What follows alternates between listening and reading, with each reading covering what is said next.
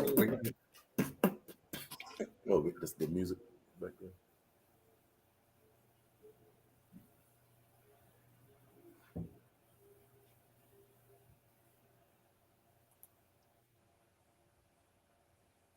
I don't hear anything.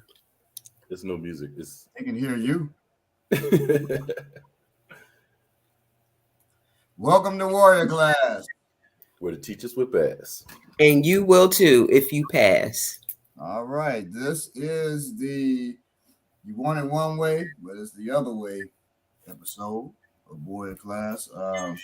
We'll be dealing with strengths, how to play into our own strengths when we have to defend ourselves, Yeah, but and how to avoid our opponent's strengths. We'll probably have to do a part 2 where we actually show techniques. Yeah. We're supposed to do that today, but I have issues. I had severe pain in my throat. Thank God for my wife. She helped me rid of that, but not completely. I don't want to give that to be laying on Miniki. So we decided to do this at home today, but hopefully, next week we'll be able to do the show. I know we still have to do the show with flexible weapons. So much stuff comes up, and then we end up having to change the cue on our ideas. But the reason why I just wanted to do this one,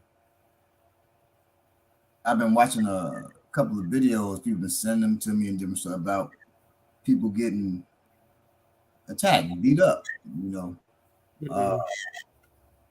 and I'm looking at the videos, and I said, well, the person played the game of the person attacking them, or they actually played into their own weaknesses, right? So it was obvious. I mean, in one, and I think you had sent it to me before, Belay guy. He's checking people's cars. White dude. He goes up to a woman's car. He checks it. It's locked. He goes up to another guy's locked. He comes back to a car and stands in front of it. Yeah. And she's like, I have to go to work. She's negotiating with the guy. She's got tons of steel. He got his flesh. And whiteness. His ass should have been, but that's what they think Superman. Right. That steel can disprove that. And Yeah, she should have disproved that, but she's standing trying to negotiate and giggle with the man. That giggling can be detrimental. That's something we have to watch as women. I just spoke to. I had it was like a three black women, and we were all waiting at on the set. They didn't use it, so it was like hours, just us.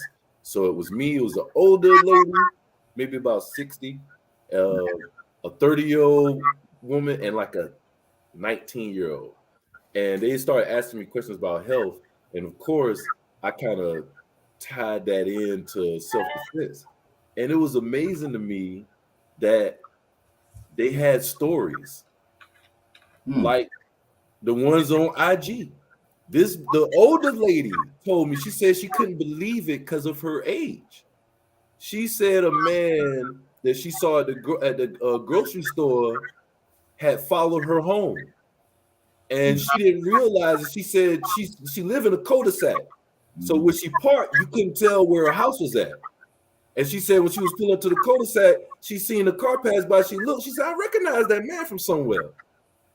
And he slowed down, he turned around, and she seen his face again. It was like, that's the dude from the grocery store that was looking creepy. She remembered he was looking creepy then. Luckily, her husband, she married, her husband trucked in the garage, and she called him on the phone to just come outside. And so the man came outside, and when the car pulled up and seen the man, he just sped off real fast. So it's really getting really serious. And you know what? I'm gonna say this, Bob, and you tell me if I'm wrong. And I didn't consort you with this and that. I'm about to say what I think. This is pimping is one thing. when we're talking about human trafficking, that's not shit that you see in the hood. That doesn't happen. That's not hood stuff. It could happen in the hood, but that's not hood stuff. That's usually. Hold on one second. Yes, sir. Give me my phone under there. That's usually stuff that happens in third world countries, and when shit breaks down and stuff. You see that in Latin American countries. You see it in European countries like Russians and different people like that usually run that type of game or business. Oh yeah. Well, that's amazing because Atlanta is the #1 place in the world for human trafficking. Right. So that is not just it's just not Russians and slash check. Come here, let me take your ass and throw you in this thing. It's actually somebody, hey shouty, come here, let me throw your ass in the thing. My point is that this is like it's like a jointed effort, like when when the cops hook with the feds and they hook with, it's like a whole. What you about to say, Bob? I said, of course it is. Yeah, it's like a uniform thing. So it's no face of it. You know what I'm saying? It might be a black dude that you seeing, but that's only the face you seeing right then. It's bigger than that. It takes a lot for somebody to take a person.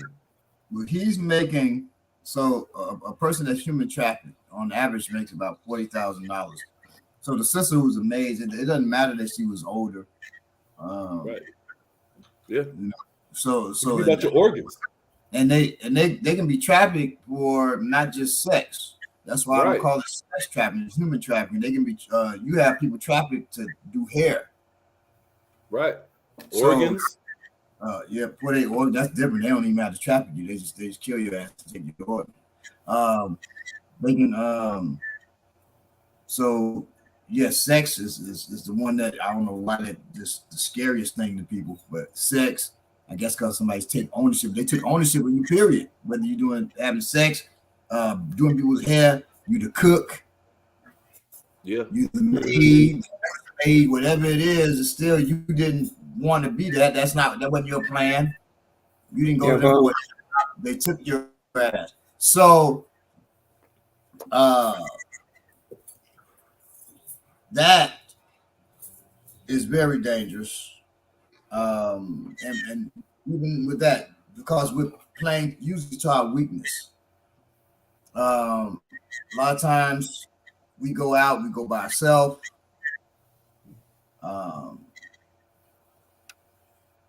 Most people who know me know I hate being on the phone.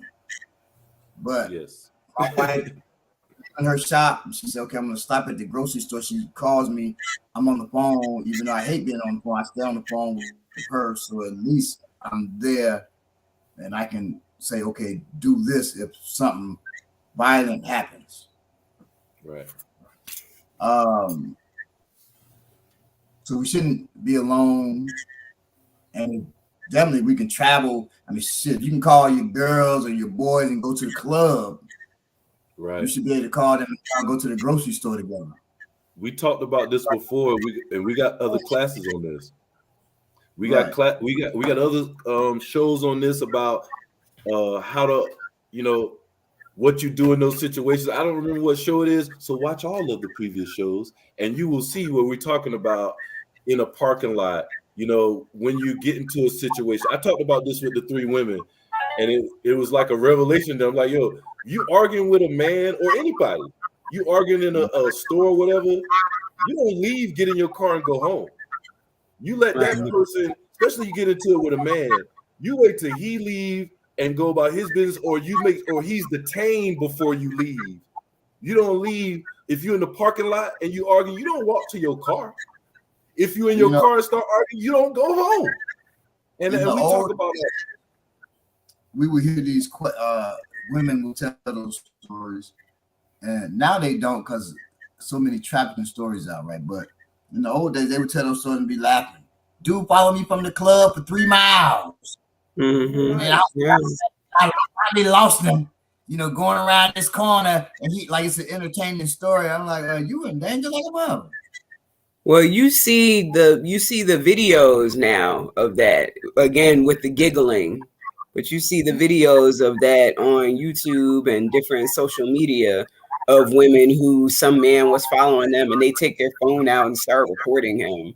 Which I mean, you know, on the one hand, I guess it's good evidence because you have their face, but on the other hand, they're not really trying to defend themselves in some of those situations. Sometimes it is like they're trying to show, you know, this And is they what I are. got going on. You know, They're dudes are following me. and right, you're feeling. See this dude following me. See this dude's following me. You're focusing on that phone and your Right. followers. Right. I don't know if you're trying to entertain, get some clout from being followed. Exactly. Clout.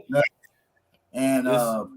and if they really are following you, that could be the last thing you ever film. Mm-hmm. Follow me as opposed to getting yourself ready. Because if he's really following you, you better prepare yourself. You know. This, And then they want this one girl. She's filming the dude, and she got outed because she's filming the guy. He's following me.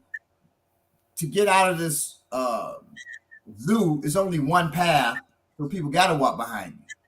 So she's just trying to get clout. And then she look what's on my, and I knew when I saw it. Look what's on my car door, and it was napkin, but it was folded so ball so neatly and placed in there so perfectly to get that good shot. I said, this is bullshit. And if I really wanted to take somebody, and I wanted to use a substance that they would touch and knock them out. And we dealt with that where there's no substance that's known that can knock you out in seconds. So even that chloroform, that's proven. We know that's you talking 15 minutes. That's not no 30 seconds. You're out. So TV. All that's bullshit, right? That's TV. So if you open your door, that's almost unavoidable unless you don't get in your car. If I want to traffic you, I don't leave a piece of paper towel that so you can see it and catch an Uber home. Right. I put that job inside there where you have no clue it's there, and you open that door, you're unconscious.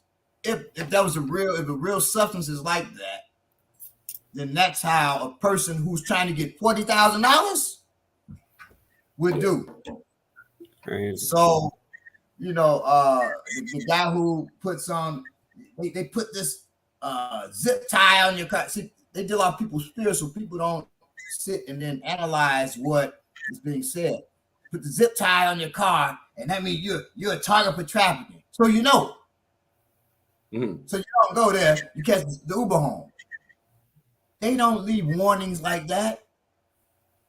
That's just like it's proven. My son said, we got a bomb threat call, Dad, at Hampton. I said, okay, well, ain't no bomb gonna go off. Just go to school, enjoy yourself. Right. My wife's like, wait, he better be careful. I said, bombers do not call and say, I'm gonna blow up building B at 2. Right. They're not gonna do that. They're just gonna blow that shit up. You wouldn't know. Right. Only That's students somebody that don't trying want to get out of a test. Only students that don't want to go to class do that. I said that's somebody trying to get out of a test. Right. Exactly. All of it. Professor Frederick's class, like why that's class. All of this bleeds into the news because this is what the news is basically talking about. We got one quickly. I just want to say because we all back in school.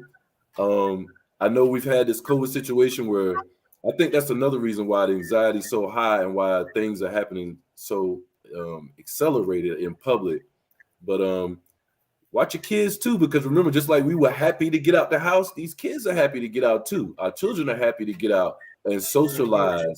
And we're seeing a lot of a high rise in abductions and things of that nature. We just just an article about the bus driver trying to kidnap 13-year-old girl, said he was in love with her because they talking every day. Hold on 1 second. Comrade Kwame says non-political bombers don't call. Yes, that is correct. If it's a political bombing, you want the attention. So you may call and say, But usually, if a political bomb is going to bomb, they don't call the folks and say, they may call the news and say, I'm going to blow up so and so for such and such reason, right? But they're not going to call, if I'm going to blow up George's house across the street for political reasons because he's a white supremacist. Right. I'm going to blow up the house at 2:00, George. I'm killing everybody that's in there, George. I'm not going to do that. I may call somebody else anonymously, and it'd be sounding like Jigsaw from the movie Saw. Peace, old head, Deuce 22. I was gonna say too, Bob. Oh, excuse me. No, I was gonna say, would they call before the bomb, or would they call after to take responsibility? They got to call after. Now you can't call to get responsibility. You can do it that way, but they may call right before. Yeah, because if they call after, that's somebody trying to claim it. That could be anybody that try to claim it. We did that. I tell you the way bombs are done. I've heard this. The bomb that, because you may call as a political bomb, and you may call and they find that bomb.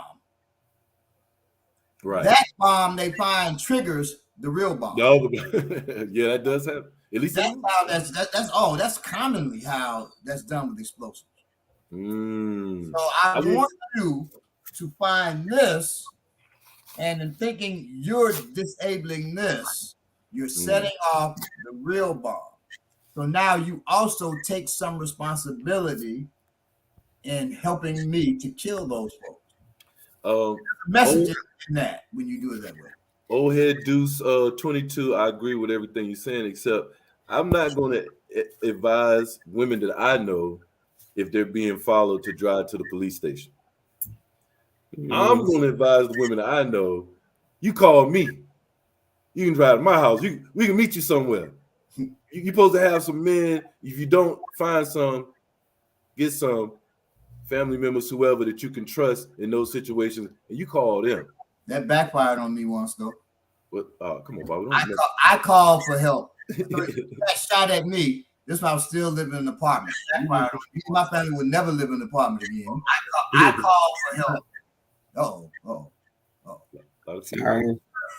So I'm walking to go to the store, and I told my son was 2 at the time. I said, "Hey, come walk with me, son." Normally that's his thing, you know.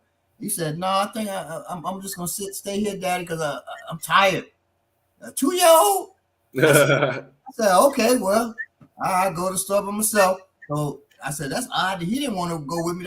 He always like walking with me." So I walked to the store. As I'm walking, the car comes in, screeches, stops, fires at me. They miss. I slapped my side. I didn't have my pistol. I remember. Yeah, I heard about this. I had other weapons. I didn't have a pistol at the time, right? We were just getting back on our feet. So I get in stance and everything. You know, I lower my profile, and I say, "Oh, I don't have a gun." And then I take off and get behind a tree. Also, just instinctive, because what can I do from behind the tree? I ain't got no firearm. So I'm figuring, I fire at them from cover. I can't fire them from nothing because I don't have a firearm. I had a knife in my pocket. I'm gonna throw that mug, So they screech off. I run back to the house. I run to the store. I didn't want to go to the house. I didn't want them to follow me. I ran to the store, and it's a store here, big store that starts with a K. I won't give them no shine. I run and I asked, could I use the phone? He said, "No, I said, I was just shot at multiple times. I use the phone. Then they let me use the phone. I called some comrades. We on our way. We'll be there in 10 minutes. Because we purposely had gotten apartments and houses near each other. So at the most, we were 5 minutes, but they said 10 minutes. So I'm like, all right, cool. It's late. Maybe they would sleep. They had the 10 minutes because they had to get their babies ready. They pull up with their 2 little babies. I said, "Oh, I remember." Okay. I just want a quick disclaimer about the story. The people in the story no longer are not alive. They may be alive. They're no longer affiliated with. The people in the story still train with me. One's on the screen right now, and it's not a woman. They are not. These people I are no would longer never in this do you cipher. like that, Bible. The people in this cipher I now. tell you, I'm coming. I'm coming. The people in this cipher now protect and serve for the community and for Baba Baladoon. Just want to put that out there.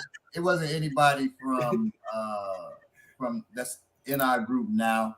Thank you. Just want to put that out. From African Martial Arts Institute. But the point is, make sure you call the right folks. Right.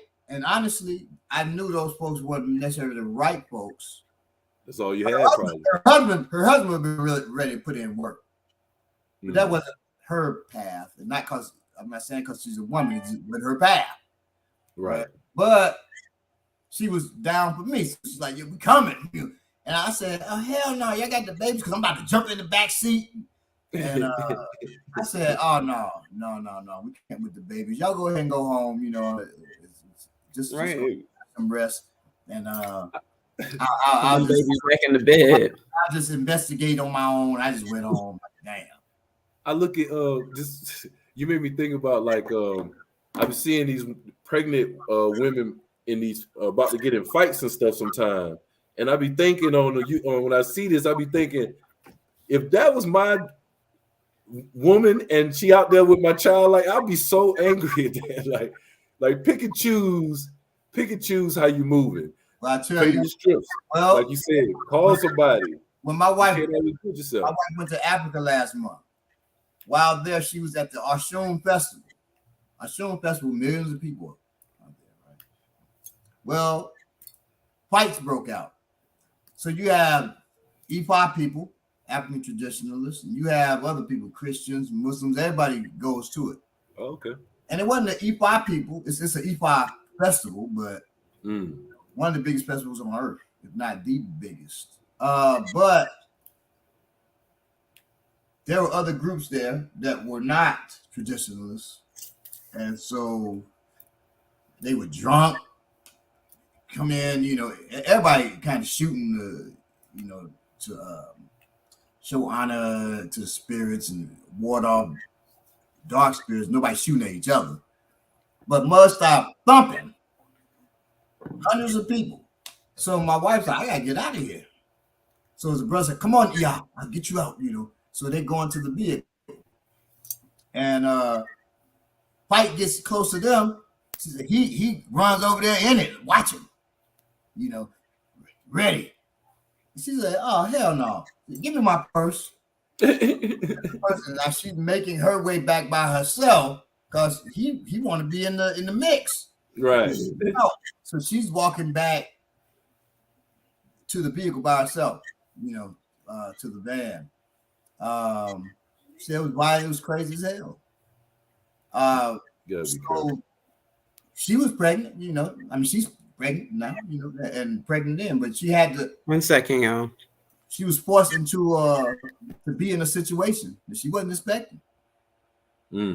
So, if you are pregnant out there, your woman is pregnant, live your life, but be prepared. And if you're not, always be prepared to protect yourself.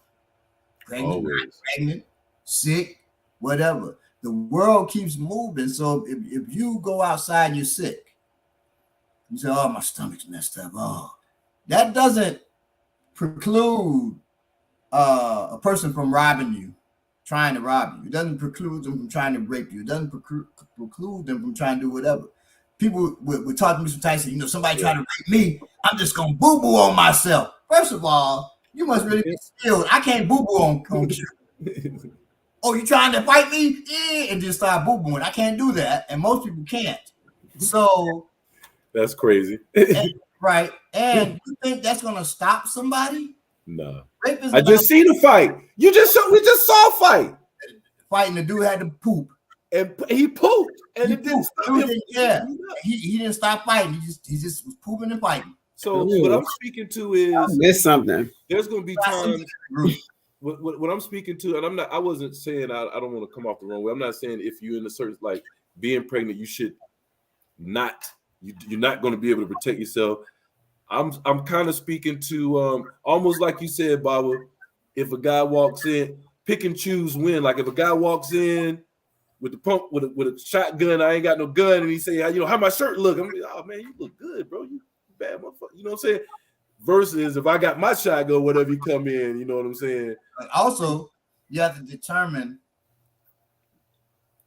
on the spot the value of your life. So, yeah, bro. He says, "What my shirt look like? You tell me look good." He says, "Okay, and I like your shirt. Now bend over, let me get some ass." You got decisions to make. So you have to say, well, now some people will say, well, at least I'm gonna live.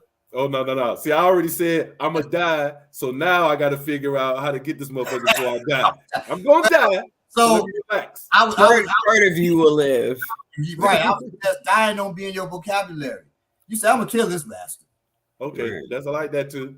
And I'm gonna do my best not to get shot. I'm gonna kill this bastard. And even if he just straight boom, blow my head over there, I'm like, I'm gonna kill this dude. You're right, Bob. It's all in the. You gotta think right. You gotta think. Words matter. I may die after I choke him to death or break his. Right. Because I'm headless right now. My headless body is about to get ash. It's about to throw some hand. So no, that's real. You're right. So just see what you're worth. Because some people. I remember I was teaching a class once. And I'm telling the sisters, it was a sister had brought me in teacher's class on sexual assault defense, and of course the highest level of defense not to be there, but sometimes wow. So I'm telling the sisters, and boy, I'm preaching hard too. It's your duty to fight the rapist back. It's your duty, right? Or you are actually taking part in not taking part in the rape, but you are complicit because you didn't fight back at all. And a lot of sisters feeling that. This one white girl's there, she said, well, I would suggest just let them rape you and then they will probably leave you alone. Now I'll say this, no, that's not likely. If a man rapes you, rape isn't about sex. He didn't just come there to get his rocks off, so he's feeling, he relieves tension. Rape is about power. So his rape is purposeful. You allowing him to do it, that's taking his power away from him. He's going to kill you. Because it's about power and it's about you not wanting it done and him doing it anyway. Okay. I'm telling you this. But I would no longer tell a woman it's your duty to fight back. You can, because I don't want to blame the victim. That's something I had to learn. You don't blame the victim. Right. Whatever happens to you, I feel for you. My heart goes out for you, and I will fight for you. If you kill that mother, good. If you don't, I just pray for your peace of mind. And even if you kill him, I still pray for your peace of mind. Because that's the bottom line is you got to have peace of mind because they're stealing a part of your soul or try to. There have been women who have killed their assailant and they still have trauma because the thing happened, the dude tried this anyway. That's traumatic in itself. Of course.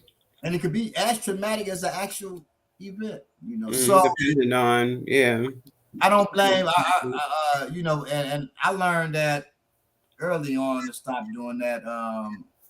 As I began to analyze my life and what the chick said, I looked at, things I was saying because I remember a Mexican woman being raped in our neighborhood by a white dude. People just walking by and they, woo, he turned ass up, woo. And so we weren't even paying attention. Me and my boy Anthony on the porch talking, just tripping. And I heard him say, I said, what? Looked in the car. Sure enough, you see a sex act is the way it's looking, right? And as he do, he turns her around, and her face is towards us. He's behind her, and she mouths help. I said, Andy. She said help. He said, yeah. So let's do it. So we going down the stairs. I'm looking around, something to grab and whatnot. I said, there was a brick, Anthony. You grab the brick. So he gets the brick. He goes around to the side behind the dude. I knock on the window. Tick, tick, tick, tick. Where's she at? He looks. I said, hey, man, what? Y'all having fun in there? What's going on? He said, man, get away from the window. I said, shoot, you look pretty good in there. What y'all doing? He said, get the fuck away from the window. And Anthony, bam, he busts that window. The dude turns around, looks, and he sticks him. Ah! She opens the door, unlocks the door. I open the door, I pull her out. Dude trying to grab her. I reach over, boom, hit him. And Emily just dragging him through the glass and everything, right? So he getting cut up.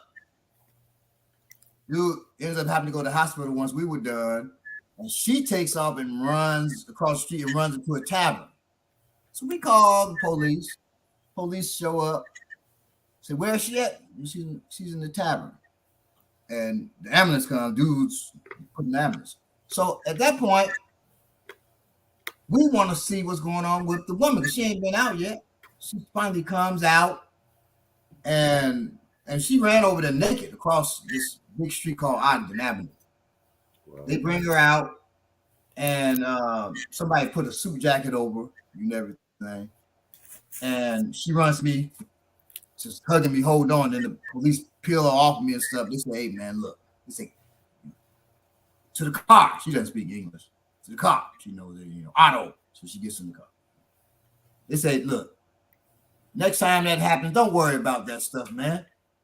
Y'all could have got hurt. So, old white cop, y'all could have got hurt. I said, no, he got hurt. We all right. We all right. And he had a few scratches, from the glass, but other than that,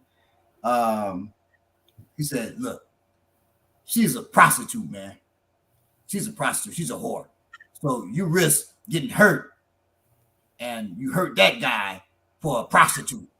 I said, a prostitute can't get raped. He said, look, just go home. Just go home. He didn't want to deal with that,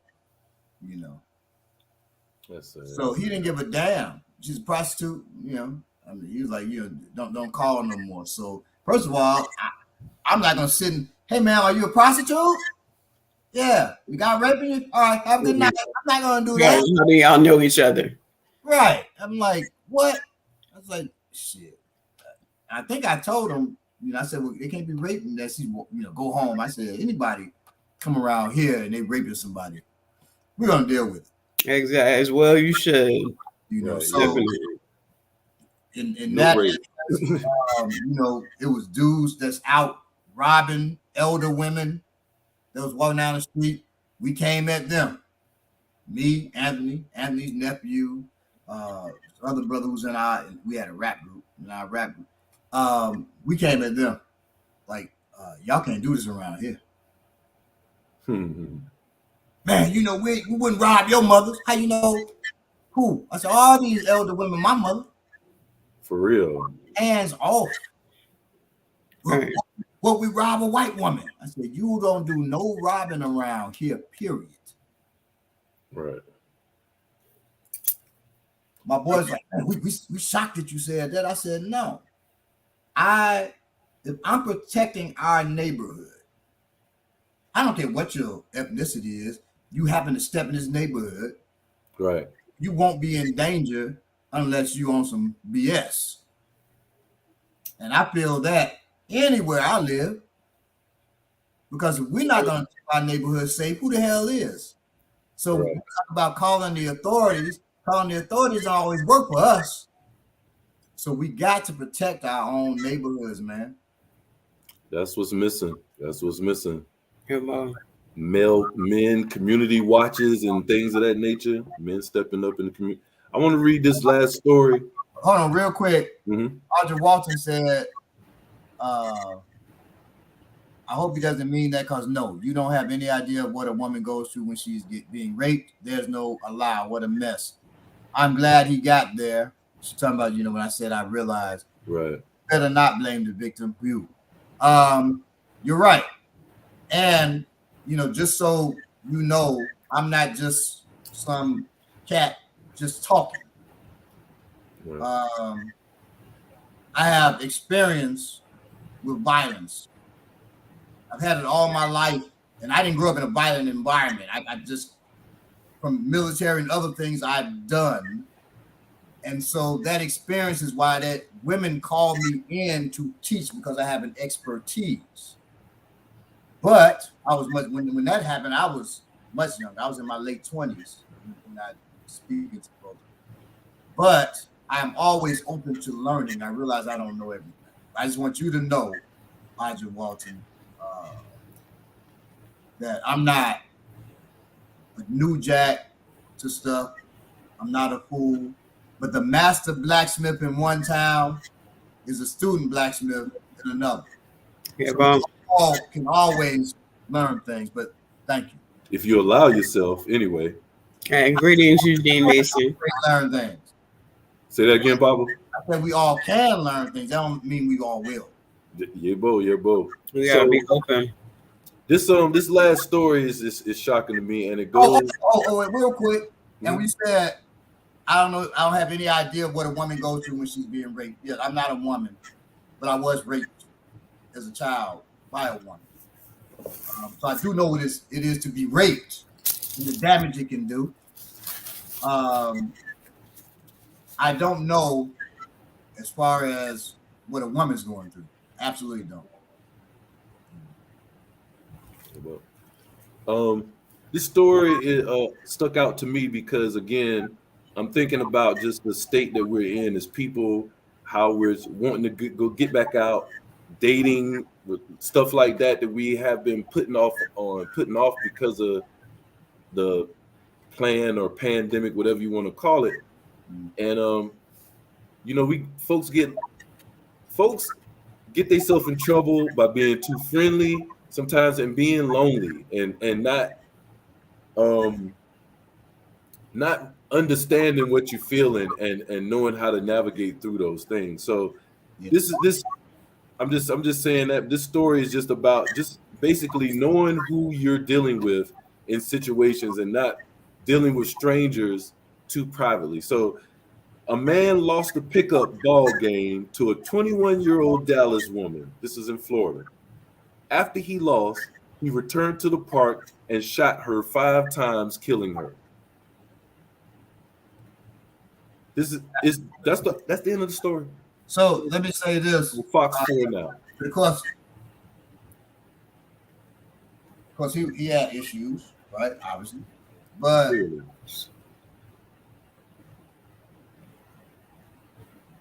he's a punk, because when anybody playing basketball, you're talking, if you're black, you're playing basketball, you're talking shit. Right. You already know. So I'm sure she was talking shit and serving him. Not only is she serving him, but it's a sister talking shit to him too. And she had to be saying nothing. Other people could be talking shit because you're on the court. Right, but she was saying something. I don't know. Busting his ass, so she was at least hitting him and then walking away, looking at him. You know how we do. That's our swagger. So you know it, and that fool knew it, but he could not take a sister doing it to him. So he decides, he had time to think. He goes and gets a weapon, goes home, comes back. That's he crazy. had time to think. That's crazy. Still, I'm gonna kill her. I'm gonna kill her. I'm gonna kill her. There's no time that he talked himself down. There are dangerous people out here. And that's the idea of warrior class, to prepare your own mind for that reality. Because it's not our niceness that get us done.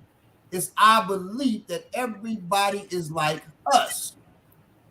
If I'm a good person, striving to be, and that has different pictures for different people, what that looks like. Yeah, well. I'm assuming everybody else is good too. That's a wrong assumption. That's why I always ask people, what does a rapist look like? What does a murderer? So when I ask children now, you got a black cape, He got blacks. It's terrible. Everything he got black on. Everything black. He got black clothes. He got a black mask. He got black. Well, you think that's just children? I asked the same thing of adults. You know, sister said, "Well, he's sweaty." Now we've been working out, so everybody's sweaty. He's sweaty. He wear thick glasses.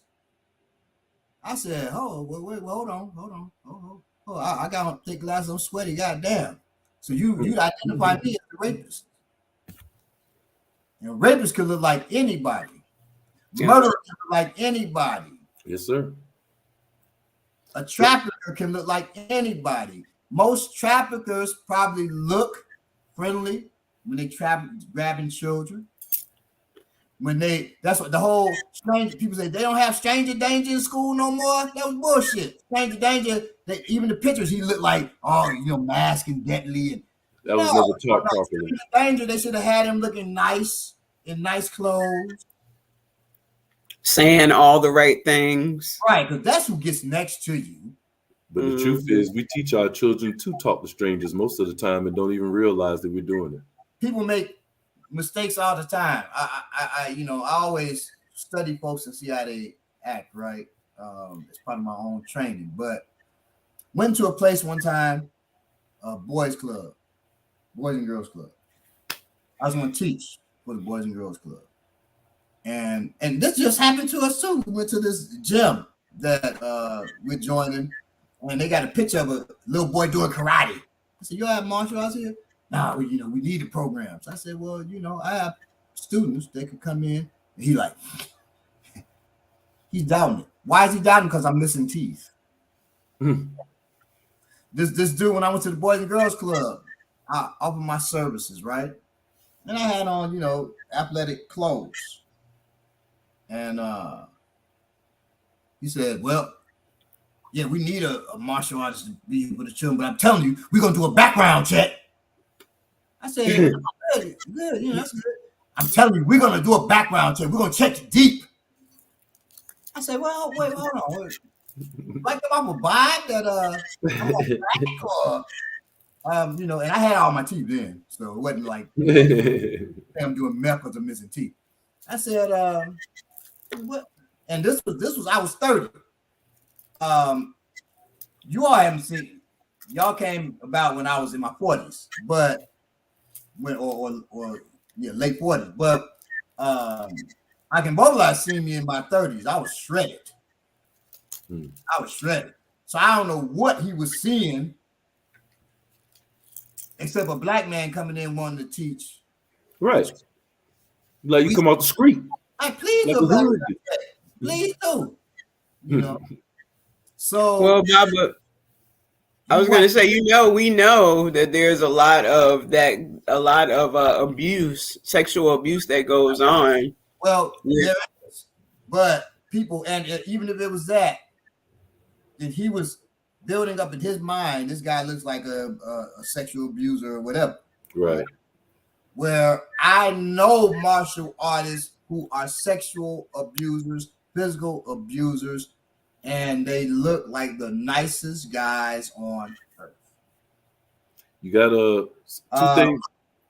So, Old Head Deuce 22 asked, "Was you Army, Baba?" And Audrey Walton, she said that she grew up in a violent environment around military veterans, then joined the Air Force. She's a little sensitive.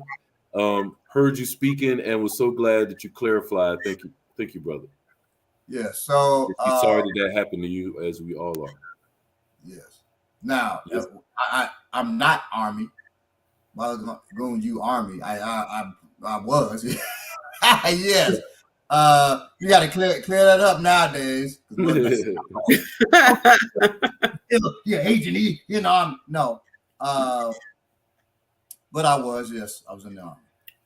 And if you go back and watch the old episodes, you'll know what I did for the Army. Yes, that hush work. They call it that hush work. Black bag operations, and no, I was not a cook. Damn cook. Boy, he used to hook them back. In fact, so you all know, and if you were cooking in the Army, hey, I didn't say this. when I went for what I was doing, they said, okay, you're gonna have a 82nd Airborne. So I trained at Fort Benning. Yes, part of my job. Yeah, I was part of 5th SF. So anyway, they told me you're gonna have a top secret compartmented clearance, right? It said if you are dishonest about what you're saying, because I hadn't had any arrest at that time, nothing, right? My credit was perfect, everything. He was like, it's too perfect. And we find out that you have done anything within your record, you even were caught with a joint, we're gonna make you a cook or a mechanic. He said that like that was the worst shit in the world. I said, well, I know some pretty cool cooks and mechanics. I just don't want to be that. But I understand what you're saying. When I was in the military training for the things that I did, Criminal Investigation Division brought us in and talked to us. And you don't realize how much these fools know about you. You know, I'm thinking, they know a little bit. They said, my name. Are you part of a certain organization that people who have been watching the show know I was part of? Right? I said, yes, I was.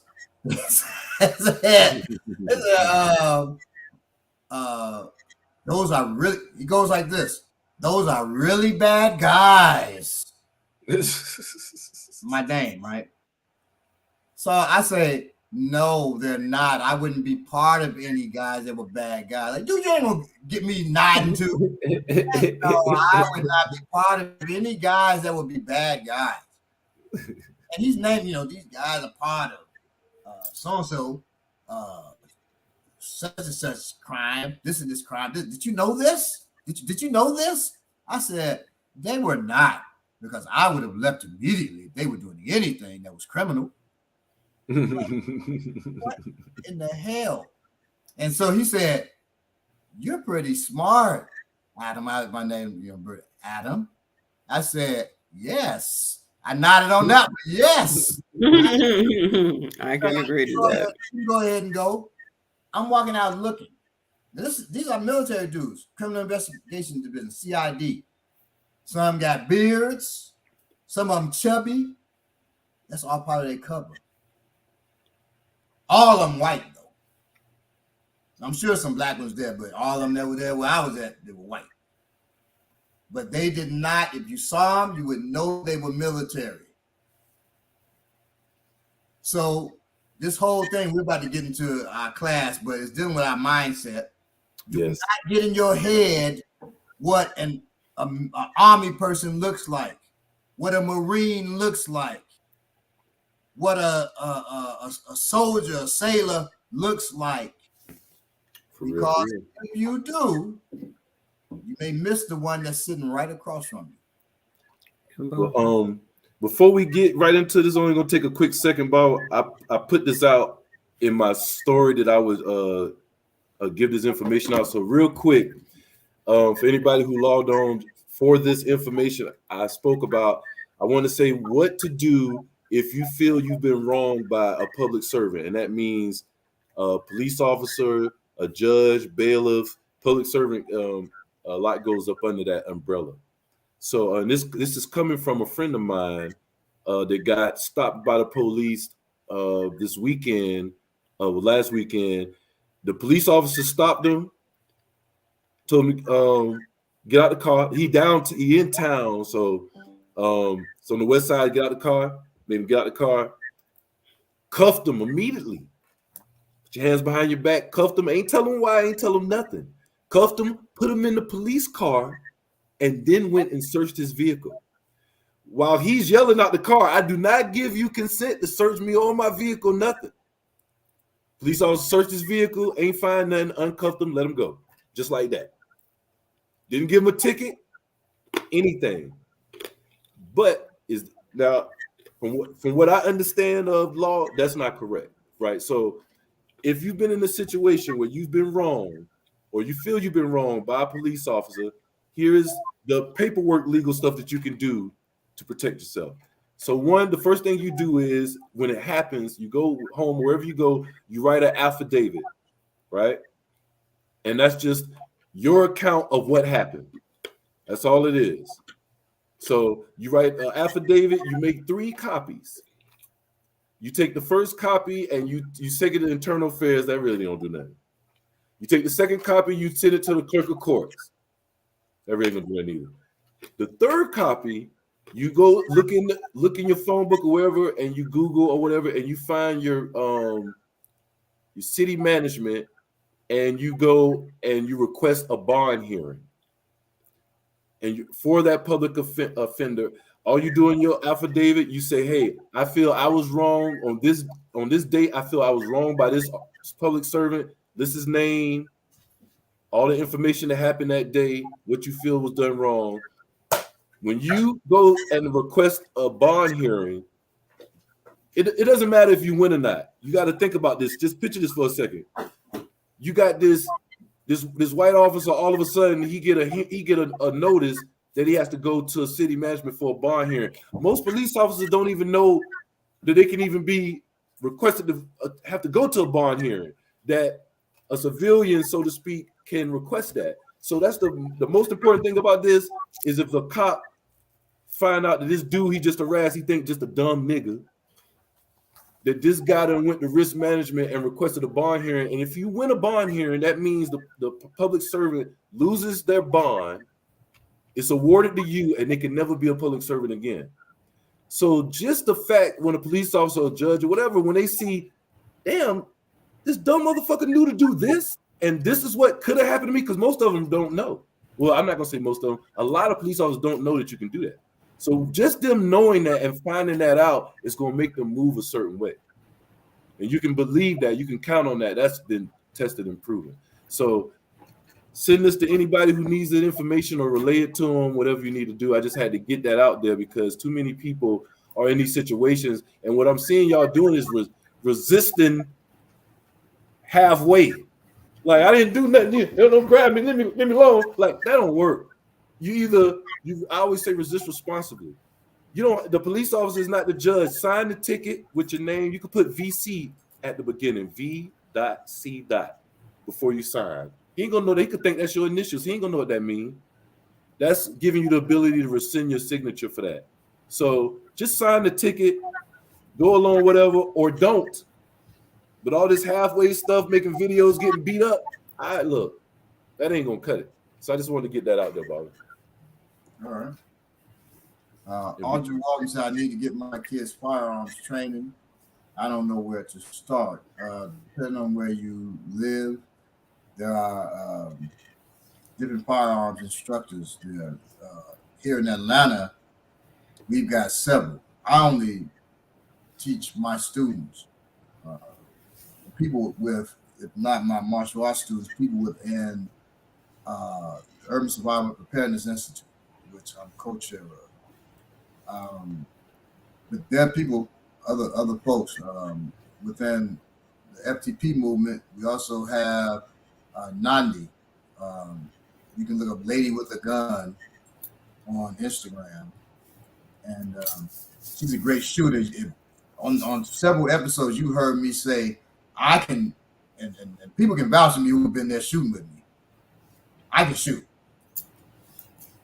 This sister can shoot at least as good as I can, possibly better. Ooh, I never heard you say that possibly better part before. Hey, look, not with a pistol, but with a 308 Winchester, we were both shooting and we were both just neck and neck hitting. But I'm looking at, other people didn't know what to look at. I'm looking at everything about the way she shot. And her prone shooting. Now, standing up, we're about neck and neck. Her prone shooting, she's way more relaxed in that than I was. For the audience that may not know what prone shooting is, Baba. You're laying on your belly, and your rifle is supported on either a tripod or a base. Like when you go shooting, they have like these foam bases you can put it on. Yeah, Baba. And you fire from your belly position. Okay, so you can fire your belly, kneeling, standing, and then moving. Now I haven't seen her move and shoot, but I can imagine she can shoot. You know, from that moving position too. Now that one, that's my wheelhouse, because I'm, you know, in my former life, did a lot of moving and shooting, a lot of moving and shooting. So somebody said I want an all aspects martial program. Yeah, we have that. We are that. Yes. Audra says she was pararescue. She's a flight medic with pararescue training. I don't know if she had gotten the pararescue. I don't know if they do wings there. That's so that a lot of people say that's like the special forces of Air Force, but they're not. I don't think they're combat arms. I mean, I don't think they go into combat. That's why you have sisters in pararescue. Okay. But they like if say we were stranded in the mountains somewhere, pararescue jumps in and they save our life. That's pararescue. Okay. She said, I figured out who and what I was serving after they didn't send us in to help with Hurricane Katrina. All right. I figured out who and what I was serving when they sent me to two soldiers got into a motorcycle accident. Died. The Army got paid money. They didn't want to pay their insurance, so they sent me to make sure that it looked like they were doing something illegal, and that's all I'm going to say on that. Okay, so you got all kinds of stuff going on out here, and you like, man, the police did something. They may be the military too. Military is coming. They're usually dealing with death, either dealing it or dealing with it. Just so you know. Okay. All right. So we're about to get into it. All right. Let's get to it. I'm going to put those steps in the chat right after this. So I saw you. I can't remember your name, but you asked me to repeat those steps. I'm going to put it in the chat. So somebody did. Minna Randolph put one affidavit. Make 3 copies of these. Oh, okay, cool. But okay, so this is, you want it one way, but it's the other way. I love this title. This episode, because and that could be your opponent. Your opponent wants it one way. They want to fight you standing up because they're strong standing up. You don't give them that opportunity, or they want to get to the ground. You fighting a person that does Brazilian Jiu-Jitsu. A lot of them would jump, on their back, and they reaching out for you to get down there with them. No, buddy. Stand up. Oh, and take this with you when I cut your femoral artery because you're sticking your leg up. So, no, buddy, I'm not getting down there with you. You better stand up. I'm just going to cut you from down there. While you down there, I'm going to stay up here. I'm just going to be sticking you. And if you grab me to pull me in, then I'm gonna fall into you with this knife here. Mm-hmm. I got my pistol on. You drop to your back. Well, I'm just going to take 2 steps back and fire. So I'm not going to go into you. And if I don't have any tools on me, which would really be odd for me, and I made a mistake somewhere. If I don't have any tools, and I'm saying that the state we live in, you may not be able to do that. But the state we live in Georgia, if you walk around in Georgia and you don't have tools on, and it's easy for you to have on tools here, then you are at a deficit and you're playing around. Let's say you're in New York, Chicago, you can't do all that well. And now I'm telling you, I'm from Chicago. I always had tools on me. Always. Because shit. the same people that may arrest me. Well, let me not say anything about that. I'm going to protect myself. If you were in China, if I was in China and those police were grabbing me and they planned to brutalize me, I'm not dying. Thank you for clearing me up on that too, Bob. Right. The Chinese are not going to beat my head in without tasting a little bit of what they're trying to give me. They want it one way, but it's the other way. It's the other way. And that's how you have to always think. This fool wants to do such and such to me. They want it one way. But it's the other way. Okay. One of the first things you taught us about strategy. Right. So we got to deal with. We can call this the strengths and weaknesses episode as well. Okay. So we're gonna deal with playing to your strengths. Okay. So to play to your strengths while avoiding the strengths of your opponent is what you need to do, but it's easier said than done. Unless you know your opponent, their timing and all that. So I know Belay, I know his timing. Okay, but Joe across the street, Joe the white supremacist, I don't know if the dude across the street, his name is Joe. I don't know if you're a white supremacist, probably. But Joe the white supremacist across the street from me, I don't know his timing. I don't know if he's good on his feet. I don't know if he's a good wrestler. I don't know anything. So since I don't know him, but I do know me, I have to concentrate on my strengths, play to my strengths. And quickly, because of experience, I can tell by his movements and stuff where his strengths at. But until you get to that level, play to your strengths, okay? Because you ain't gonna know if that person got good endurance or they gonna gas out quick. You don't know if they can wrestle, they can box, if they good with a golf club. You don't know nothing. You don't know. So, since knowing these things about your opponent are unlikely when encountered with violence, it is imperative that you know you. Yeah, boom. Know what your strengths are first. The problem with playing to our strengths is most of us don't know what our strengths are. And even if we do, those may not be the things we enjoy most about our work. You know, I'm a hustler. That's my strength. But I prefer to spend my time, you know, on projects and organizing events that better the community. So I suggest you find what you love. We talk about this all the time. Do what you love and work on that, but also play to your strengths to help you do what you love successfully, or find a way to marry the two together.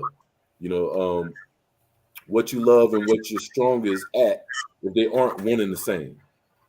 We talk about that all the time. In self-defense, you are a good striker with fast and accurate punches, a good kicker, a great wrestler, mean with a pair of nunchucks. What your strengths will determine the distance to stay away from or move close to in retaliation to your opponent. And I just want to say quickly, you know, we talk about this in life all the time. We've been talking about this thing about lately, just us as a group, knowing what your skill sets are versus your passion. That's how you win in life. You know what I'm saying? That's how you win in the situation. That's how you win in life. Knowing what your skill sets are versus your passion. Because your passion may be singing, but if it ain't your skill set, I doubt you're going to get that far in it. So knowing that and being honest with yourself and really being, you know, sitting down and figuring that out. It's one of the things that I try to find out with my daughter, with children. We need to develop and find those things out early so we can cultivate them. So I just want to... Okay. Know when to use your strengths. Knowing your strengths is great, but equally important is knowing when to use them and assessing whether your strengths are good for the situation. You might be well studied, but you can't read your way out of an ass whooping. So you better train at least one martial skill to a point where you can completely use it on the street if you had to. That's really important. I'm telling you, I know a dude who didn't know any martial arts. All he did was roundhouse kick. Since he was a kid, I tell people this all the time because this is real. And if you're from where I'm from, you know what I'm talking about. His nickname is TikTok. All he did was roundhouse kick. Wow, he's ahead of his time. But he was doing it at like by the time he was 10, 11, he was doing it perfectly. By the time he was 25, 26 years old, the first motherfucker that tried him, he roundhouse kicked that motherfucker and like to kill. I think he killed him. I think he went to jail for murder. I'm not bullshit, bro. I'm not bullshit. I think he killed the motherfucker. That is terrible to laugh at too, but wow. I know, it's messed up. It's so hilarious. He waited 25 years. It was an ice cold roundhouse, man. But I never forgot that. I remember that growing up that he did that and he kicked that dude and he like broke his neck. So hey, I wouldn't suggest learning the roundhouse. That'd be the only thing you learn. But right. But like Baba Daddy said, go do something. Hey, do something before you don't learn nothing. Learn that roundhouse shit. I ain't gonna be mad at you. And don't take TikToks because I don't want to see y'all doing TikTok dances. TikTok, I don't want to see y'all doing that. Just when the fight starts, don't start TikToking. You're gonna get your ass whooped. Right, and you know, TikTok is owned by the Koreans or somebody, Chinese, yeah. Yeah, so TikTok was doing karate. Them Chinese were paying attention. They studied it all. I'm trying to name this after TikTok. Right. Yeah, that's terrible. So embrace your weaknesses. Okay. Strengths quickly morph into weaknesses when emotional intelligence fails to inform you when, how, and to what extent to use them. Yeah, boy. To be able to be a competent protector of yourself and your loved ones, it is essential to be self-aware. That means having a clear understanding of the areas you excel at, okay, as well as the areas where you suck. You gotta know both. You gotta really know yourself and be honest about it. If you can't throw hands, learn how to throw knees. Something, but you got to be real about yourself. Like, man, my hands suck. You better do something else. Then. Okay. Off a friend of mine who y'all know, he said, he loved to kick because his feet were faster than his hands. And I said, if that's the case, something wrong with your goddamn hands. Your brain. You think I'm gonna be like, you just got blazing kicks? Something wrong. If your kicks blazing, your hands better be super blazing. I'm trying to tell you, if your feet faster than your hands, you bad. Right. So and I'm sure he believed that, and we'll get into that a little later. That's the issue. Ain't the truth. That ain't necessarily your strength because you believe that. Okay. Focus more on developing your strengths rather than dwelling on undoing your weaknesses. Okay. You'll be more successful if you do. Find ways to improve the weaknesses while focusing on growing your gifts. Now, in our class, we call this the 80-20 rule. Yes. 80% of your work into growing your strengths and 20% into buffering your weaknesses. I can speak on this. A lot of people 8% make my weaknesses. I won't have no holes. Yes, you will. Yes, you will. If a person says my weakness is my left hand is weak because I'm a righty. And instead of developing a strong right, I'm developing a strong left. Now, this isn't probably very strong. And this one got weaker because you ain't been training your strength. Yeah, well. Train your dominant side more and then train that other side. So for me, I had to train with a year where I used my left as my dominant hand because my father knew I was going to always teach. I was going to be a teacher. So I had to be able to teach lefties and righties. So we're in class. I'm a righty. I'm working with Belay. He's a lefty. And then I get asked a question. I got to correct myself because now I'm standing in the left position. Right. I'm just as comfortable. That takes a long time. So yes, it does. Instead, work to your strengths first and buffer your weaknesses. So you want to give them some training, but train it where it fits the weakness. So, like, say, if we're using a double knife, we got two knives, right? I can do all these things with my right hand. I can do it with my left. But instead of doing that, and you teach a student, everybody's not going to be able to do that. This hand, I can put in that work like that. And this hand, I just teach to thrust. Yeah. So I'm stopping you, pass and cut, not thrust, right? Cut, thrust. So all I have to do is thrust with this hand that move my hip, push my arm forward. That's all. Gross motor. This I can do a lot more. Okay, I can do figure eights and stuff, and you don't want to be doing too fancy. I can do figure eights with that. But this I don't figure. I just thrust. Thrust. It's my secondary hand. Okay. So now I'm buffering the weakness. I'm giving you something you can do. If I don't have tools, I'm stopping your boom, boom, boom. I pass your hand out the way, and I can throw this hand as a fist. I don't do all the passing with this hand, with my weaker hand. And then you keep on training, and after a while, you can just switch sides, and you can now really discombobulate your opponent. But at first, make sure you're safe, and then you're able to teach other people too that same way. Okay, so yes, make sure you train and grow your strengths and buffer your weaknesses. I want to just real quick, but I'll just throw a testimony on that, because on a few different things, you can think you passed this lesson, and it'll come back and haunt you. In my situation, I knew, like, okay, play to your strengths, play to your weakness. But I got caught up because we in martial arts. You see stuff that look good that somebody else do that look good to you, and if you're in our class, everything Baba do look great. It looks perfect. It look perfect. It don't look like you, and he gonna do some shit, and you're gonna want it. And you can get caught up in that and saying, I want to do this. I want this. I want to, after I punch, I want to come around like this, and then I want to come up and just like Baba do. That ain't for you. You know what I'm saying? It could be, but if it don't come out, that's not for you. That's not for your movement. That's not the way your body moves. And instead of trying to make you get what look good, get what you do. And Bob had to tell me that, like, fuck is you doing? And it just hit. I'm like, what the fuck am I doing? You know what I'm saying? Like, you can get caught up in that. So it's not like this lesson ain't for it's for everybody. You can always get caught. And I still do right now.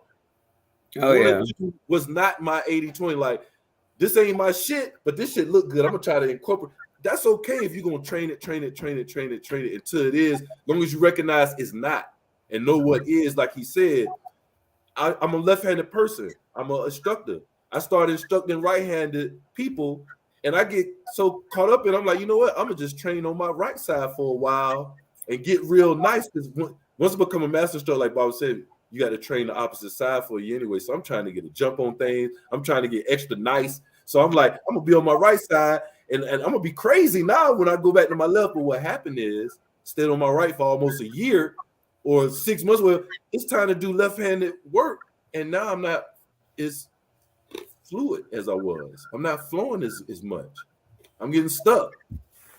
And it wasn't until one of the instructors like, bro, you need to start working your dominant side more and stop, fucking with the playing around. Do the shit that's gonna save your life out there. Train that. Make sure you got that still. And that's what. So I just want to throw that in there for people who are training already and may think they passed this lesson. Okay. I just want to say, I remember the first time in class that I felt like I did a move like Baba. Like, what? You know what's funny? This is what we need to do with just the instructors. I bet you everybody got that one moment or one move that they did, and they felt like they looked like Baba when they did. I was like, I know my shit. I remember being in the mirror seeing myself like, oh shit, I did it just like him that time. Oh my God. So what move was it, Dominique? Huh? What move was it? It was the two sword phase. And I remember it was like a thing where you kind of yeah, I mean it was a couple of years ago, but I remember it was me and Boomy. And it was like a part where you kind of are crossed up with the other person, and then you like jump and twist or something like that. And I felt like I didn't see myself, but I felt like I did it perfect. Yo. Because it accomplished what I needed to accomplish and everything. I felt like such a badass. It's funny that phase. A lot of people, they were coming into their flow because of the footwork was right. Yep. And it's also a daunting phase for people too, I think. Well, you're dealing with because it looks complicated. But so I can bobble, he can barrel roll. So he's barrel rolling. And he was doing it to somebody, like just dominating them, barrel rolling all around them, cutting them up. So I said, well, come on, Michael Bubba, let's do some work. So he goes to barrel roll, I reverse barrel roll. He's like, what is that? And so after that, I go back to teaching something else. I know. I said, it's going to get this like 2 minutes. He said, Baba, can you take us back to the reverse barrel roll? Like, shit, I got to get that. I know, you ain't getting me with that again. You're right, Bob. That phase is really was really important to me because I remember it's some simple shit. I was I don't know what it is about just you get nervous because you got these two swords, they coming at you and you moving and shit. And I remember I'm I forgot what we call it. What do you call it when you're not you crunchy short sucking. Okay. I'm short sucking with the tools, and I'm like this, and I'm like, man, I'm so tensed up. And you like you said just pretend you relax, just fake it. And I did that shit, and it blew my mind. I pretend. How do you pretend to be relaxed? You gotta relax. Right. You gotta relax. You know what I'm saying? So I'm pretending to be calm. No, it calms you. You slick, man. You slick. All right, back to the start. I just had to talk about All right. So here we go. So look, acknowledge your growth areas. That's why it's good to be in a class like us, because you can always depend on other folks to see your growth and acknowledge it for you and help you with that. Acknowledge your strengths and adopt the mindset of curiosity and continuous learning. Acknowledge where you're strong and acknowledge the holes in your defense. Then add to your skill set and patch up those holes. This is life shit, y'all. This is self-protection on a life level. I hope y'all understand that. Absolutely. You also need to challenge yourself. Identify all of the areas in which you struggle and dive into them with a vengeance. Get an instructor, coach, or trainer. Come up with daily goals. If you don't strengthen where you are weak, you will always remain unequipped when the time for action comes. And just, keep in mind that incremental improvement is still improvement. So you might feel like you just are doing something small, but if you do that small thing every day for 10 days, every day for 30 days, and you get that down, then you're able to move on to something else. So even if you just pick a small goal, like we just, like I just said about establishing daily goals, like you can shoot past that, in a lot shorter time than you might think. Real quick, Bubba, what is the name of your book? The one where you are choking me in the front cover? That's every book. Almost. Or the front or the back. I'm choking you on the front cover. You got me by my neck, and you about to chop. You're talking about yeah. That's the African Warriors Bible. Yes, sir. So I just wanted to. The Book of Five Rings is about strategy. The Kodo is principles of the warrior. Okay, so I didn't know if he knew that there was another strategic book. I called it African's Warriors Bible. It's great. You should check that one out. And I know somebody was talking about a more well-rounded program they want. This is another book that you can get by Baba Balagoon. This is SKG. So I got a question Stick about knife this. gun. After the show, Baba, I have a question about me being on the cover of this book. I'm gonna ask you about it later. It is on the cover, but I'm gonna ask you about it. I bet you already know what I'm saying. So look, I just wanted to plug that because it is important. We have books that are now that are dealing with the now. Even though I'm not going to ever discourage you to read anything, except pornography. Don't read pornography. That's not good. You should look at pornography. You should never read it. But anyway, yeah. So seriously, check these books out. Nowadays. Well, I used to read. My older cousin had the Hustlers and stuff. I used to read the articles. I mean, that's just crazy. I used to read all the articles in Hustler. I thought they were well written. I thought they had a lot of depth to them. Oh boy! As a kid, that's where I learned a lot of my words from. But that's not the point. The articles are, I don't know. They may be about fashion or something. You know what I'm saying? But if you read an actual book about porn, my dude, my sister, go to porn. Don't they call them graphic novels? Don't all these women got the books? There's plenty of that kind of stuff. Money. If you spending graphic novel level money to make porn, once again, my dude, my sister. Wow. All right, I'm sorry. I already got mixed up. All right, so now, be authentic. Okay. Oh yes. And that's in everything you do. Be authentic. Okay. Because you get caught up. There was a little girl. It was hilarious. Billy had posted part of the thing. She almost drowned. She jumped in the deep end of the pool. She can't swim. She almost drowned. But she bragged to her friends and stuff so that she could swim. Her mother says, "Why did you jump?" It's not funny, but it's funny. In the pool. She said, "Because I'm a G." Someone said, "No, you are not a G." Why did you jump in the pool, the deep end, and you know you can't swim? Right, because I'm a G. Because I'm a G. No, you're not. Yes, I am. What? No, you're not a G. That's the value system right there. What? Like, ooh. And I'm pretty sure her daddy, when he spend time with her, he'll have her do something. They play boxing. Say, "So you a G, ain't you?" "Yeah, I'm a G." Been doing this right. So she thinks she a G. He said, "I'm just gonna jump in this deep end of the pool. Can't swim a lick." That's when you need to define. She doesn't clearly know the parameters of what it is to be a G. G's are not immortal. Right. So always be authentic. Be authentic. Or like the dude who said, he a hot boy. Found out he's a hot boy for real, eating the hot chip. He's like, this ain't nothing. I'm hotter than this. This ain't nothing. That's hilarious. He froze. He's like, oh. And then slob all over the place. Like, dude. Ew. Look, the famous word of Jesus H. Christ, know thyself. Right. I remember my son decided he wanted to challenge me 2 times, once racing. I said, "Son, I used to have Olympic times in the 200. You don't want to."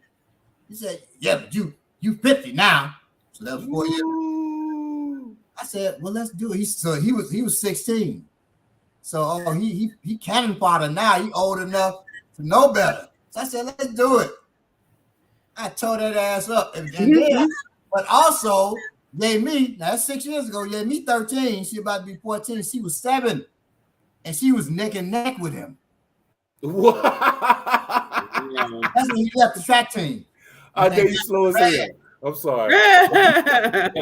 He found his skill set. He left the track team because that wasn't his skill. I mean, on the track, I said, "Son," because the conversation, they were calling him Slowfoot on the track team. Slowfoot. I said, "Son, that's not your scrimp, right?" And the other was trying to eat hot pepper. He said, "Eat as much as I do." I said, "No." I said, "Come on, man." Listen. Said, "Well, I'm gonna get Ma to cook some stuff, and so he can message my wife to cook." She had cooked some food, and she got Scotch bonnet peppers. Now she was gonna get I said, "Do not do scorpion. He'll hurt himself real bad." just Scotch bonnet is cool. She gets a Scotch bonnet, puts them on. She said, first one, 2 Scotch bonnets on it, so we eat it. He cool. Second one, 3 Scotch bonnets. This is a certain food, and we eating the food, and it's got the Scotch bonnet on it. Slice of Scotch bonnet. So we eat 3. I'm looking at him. He started to sweat and stuff. I said, you want to stop? No, let's keep going. Unless you want to stop. Oh, I don't want to stop. But you do. So you can stop, son. He said, no, let's keep going, Ma. He said, we're going to skip forward. We're going to 5 Scotch bonnets. I said, well, let's Okay. do it. Okay. He said, okay, Ma. She brings out 5 each. I eat them. I'm waiting for him.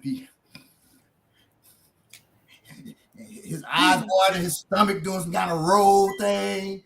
I said, son, you don't have to do no more. He said, no, unless you're going to stop. I said, I'm not going to stop, son. I said, you win. You win. You win. It's yours. Now I'm worried about him. Because the way it ain't looking right. Right. I said, it's okay, son. He got that young boy ego, too. He said, no, what you going to do? I said, son, just to shut you down. Dear, bring it on up to 9. He said, you want to quit, don't you? No. Bring it to 9. I said, I'm going to eat mine first, then you eat yours. He said, okay. So I'm eating it. And I'm looking at his face like, holy shit, right? I ate it. And I said, you know what? I'm too tired now. I'm just, playing it off. You won. He said, okay, Dad.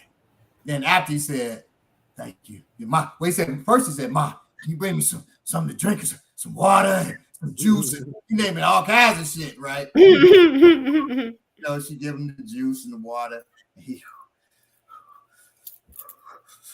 And so after about 30 minutes, he says, thank you, Dad. I know you had beat me on that one. Is that right, son? Never challenge me to nothing else again. Actually, I was there for another time that he challenged you to something. Oh, yeah. He challenged me to pop locking. That was foolish. Mm-hmm. And he lost that one too. But yes, he did. I love him, so you gotta learn. It's on video somewhere too. You don't always gotta learn by losing, y'all. Learn by saying, okay, I can't do that yet. Let me get to that point. Right. That ego, man, is a hell of a drug sometimes. Boy, stronger. It's more hell of a drug than cocaine. What? Yes, it is. It'll make you think you could do cocaine and not get addicted. Right. or not die. You're a G. Right. Because you're a G. Exactly. All right. So know your strengths and use them. Knowing your vulnerabilities and manage them effectively. That's also being authentic. Knowing your strengths and using them. Knowing your vulnerabilities, your weaknesses. And managing them effectively. And never play to other strengths, styles, or beliefs. Never. If somebody tells you, you say, I'm a G. Somebody say, I don't believe you're a G. If you know you didn't train to be a G, and you've been moving, talking, walking like a G for years. Don't let nobody tell you ain't no G. That's their belief system. You gonna argue with this nigga in front of him? I am a G. You don't know me on IG. I'm And that's how they know you're not a G. If you gotta say yes, I am. Right. So when I remember, and you gotta know yourself, when I was about to become a master instructor, before everybody, my father said, we were throwing punches, and I'm moving, boy. Hitting. He said, really? You hit like a bitch. Woo. Whoa. That just crumpled me. I stayed away from class for 2 weeks because I was upset. And there's a whole nother thing I'm not going to talk about because I get teary-eyed. I told y'all about it, right? How we sat down at dinner. But anyway, I bought into that belief for that brief period of time. That I hit like a bitch. I started doubting myself.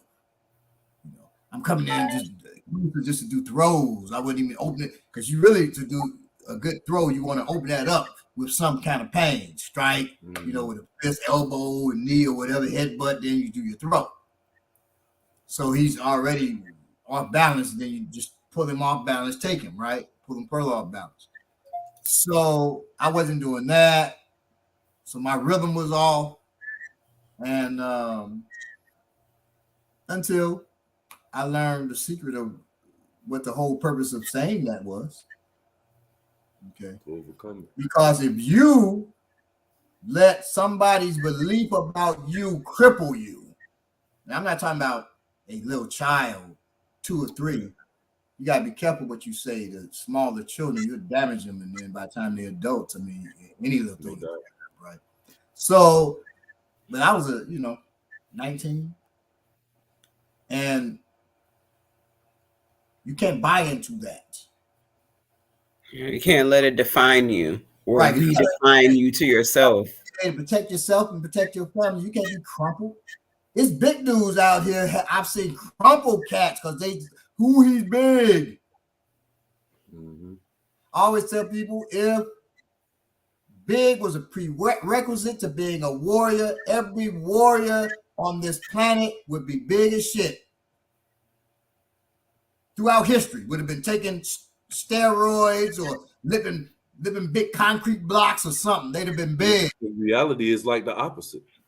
Yeah, well, I always tell people, special forces now, it's all to sell, not the whole thing, but when you see them, people, on Instagram, I'm SF, I'm so and so, and they shooting and they just muscular as hell. What muscular got to do with pulling this trigger?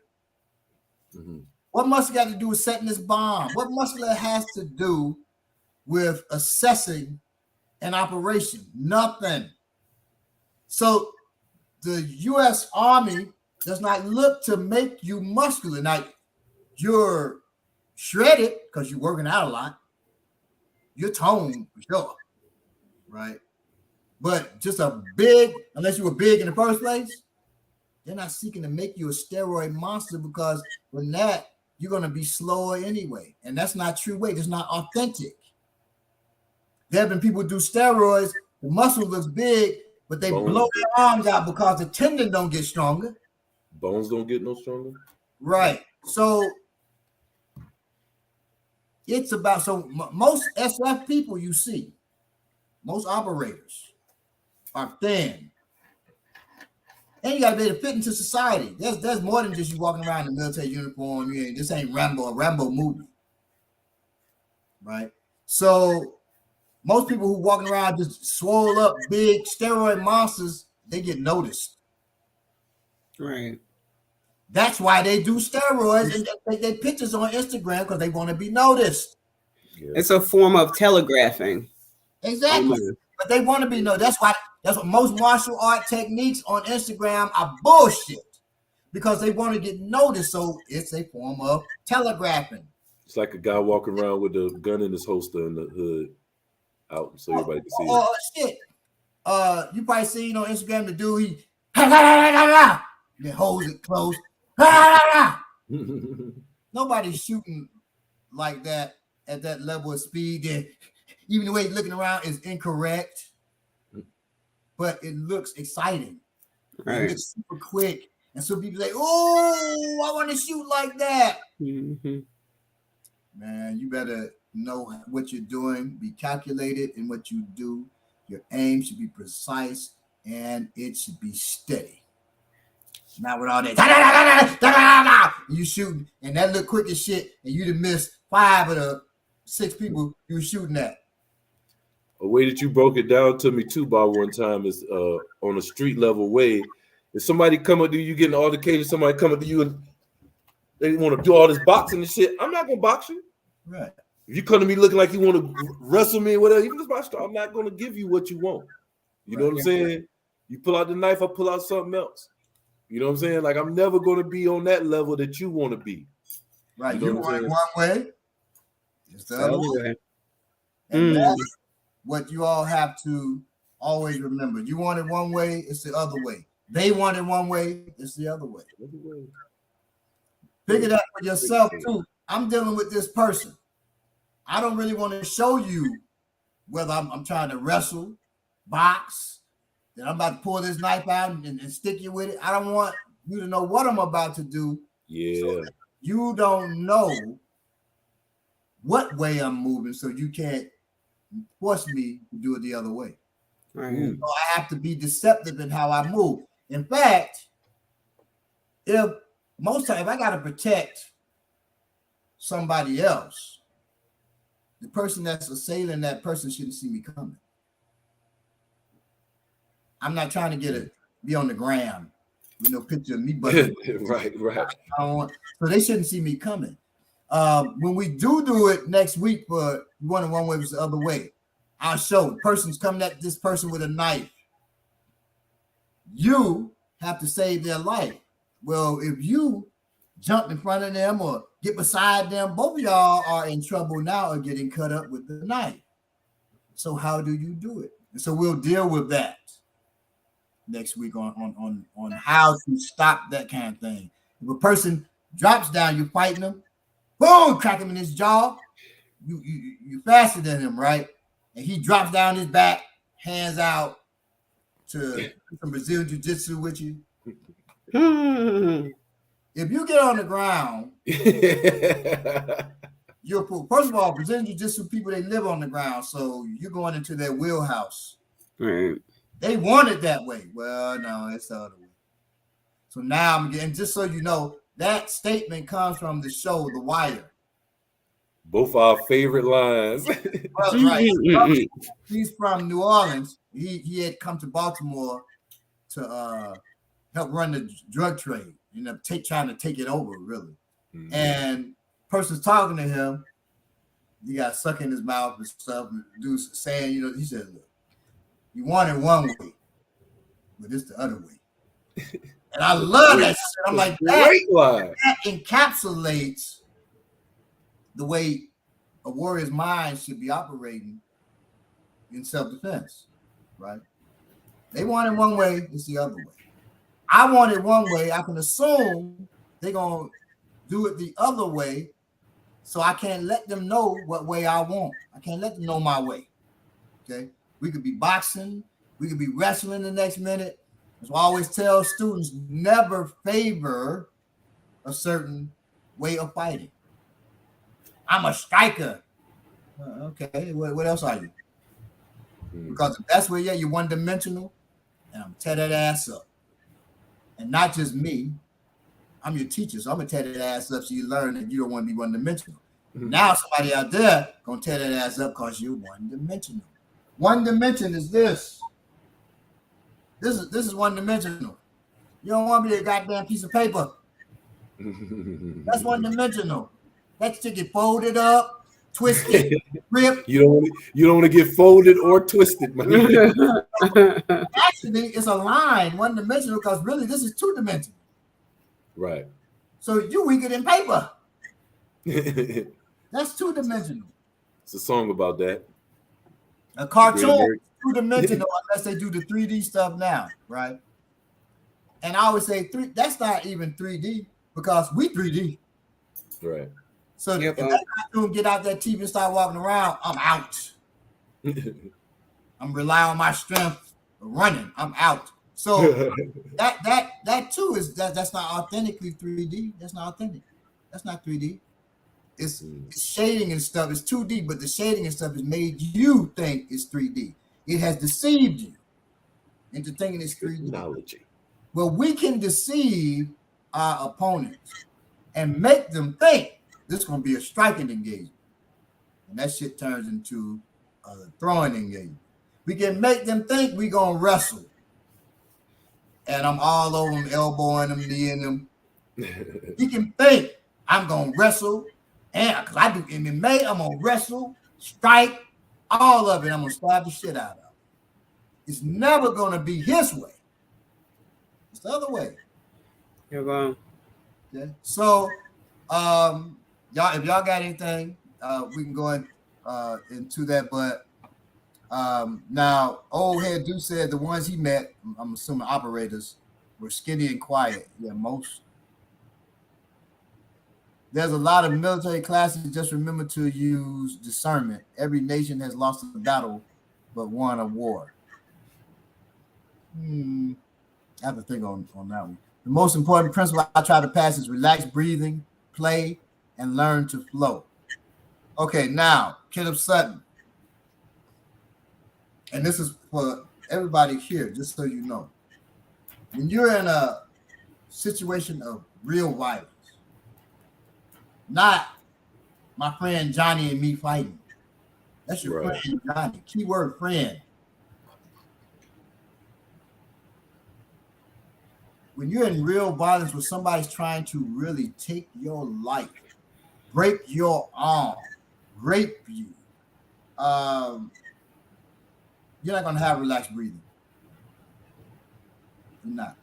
Now, I've taught the warrior breath, right? Where if you're about to go into a situation, but as much as I know how to do that, before I pick my target, if I'm sitting here right now, somebody kick that door open, I'm not going to hold before.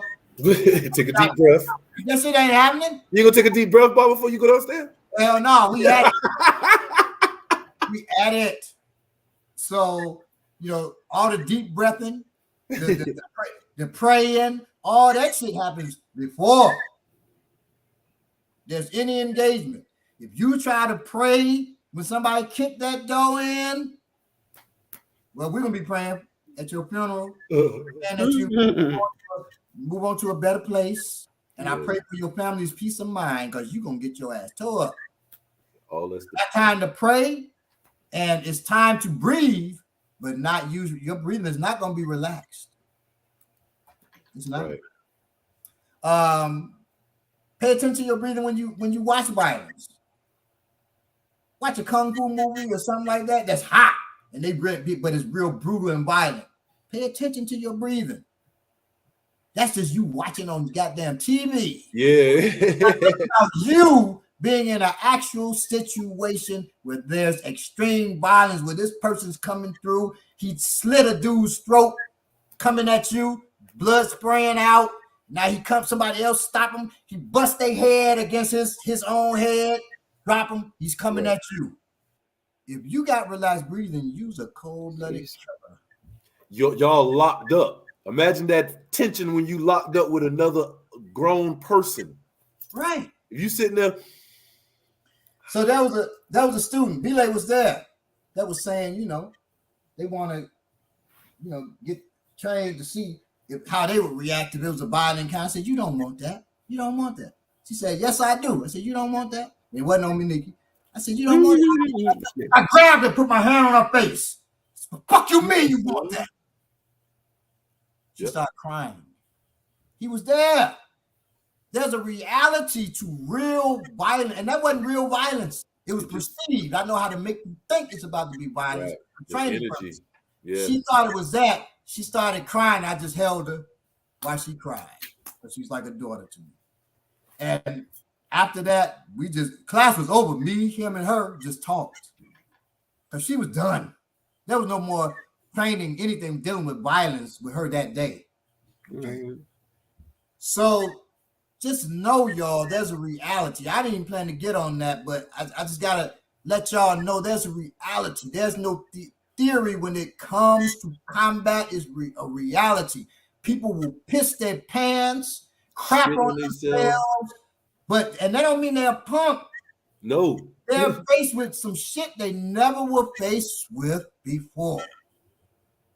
I've seen straight up killers in the military break down and cry after having to defend themselves not because they killed a cat, because they thinking about what kind of situation they were in.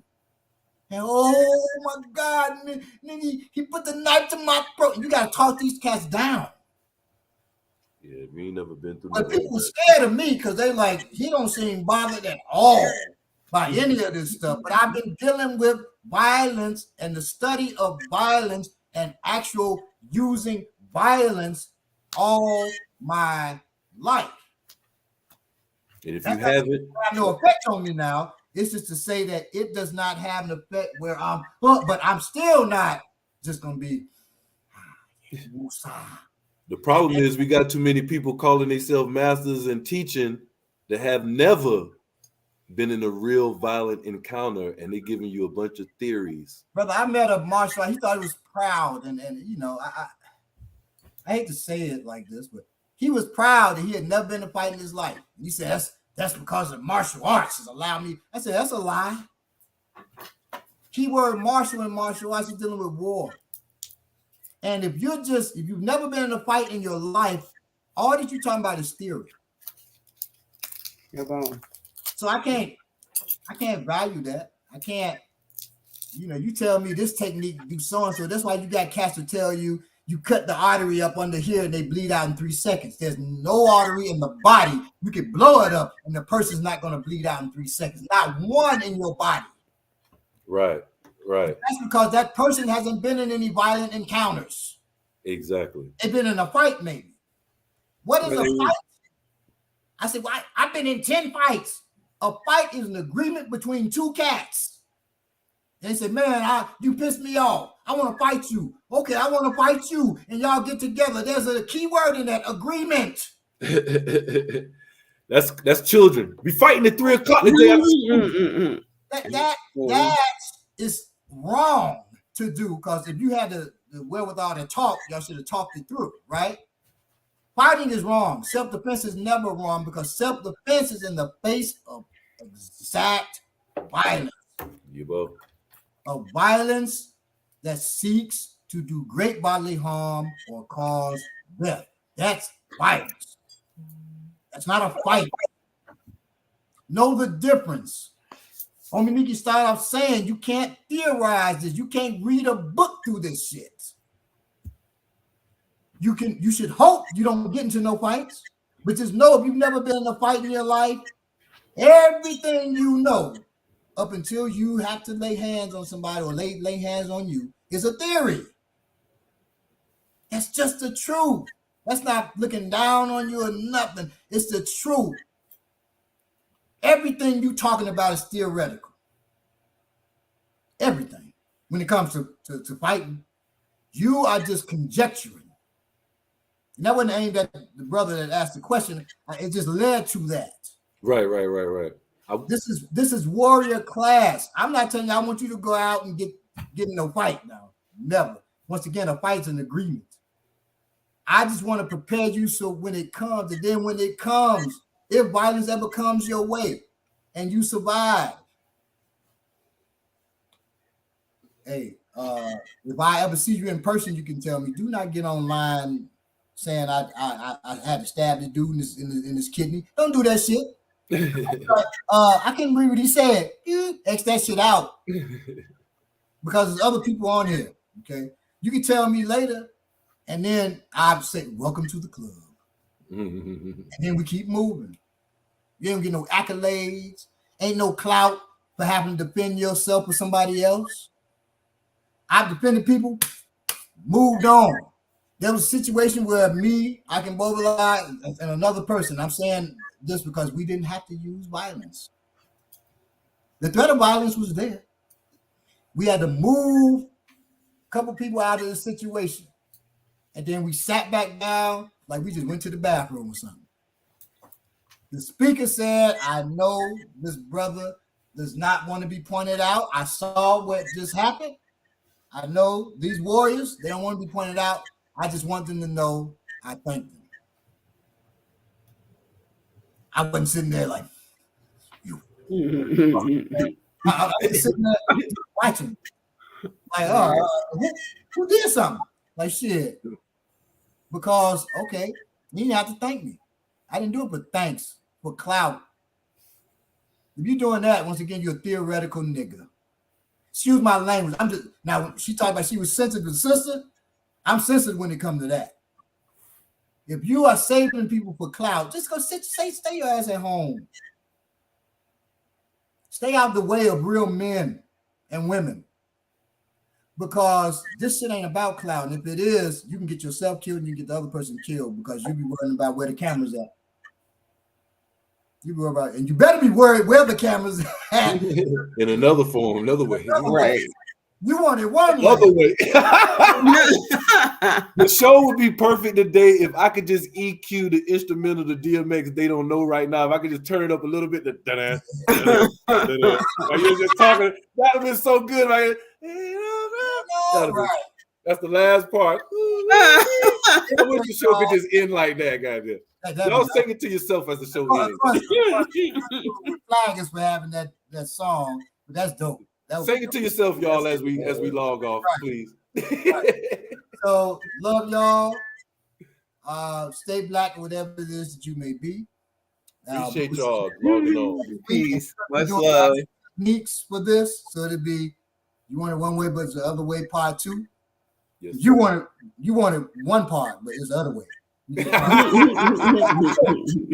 All right, so love y'all. Stay black or whatever you may be. Peace. Peace. Peace. Peace. Peace.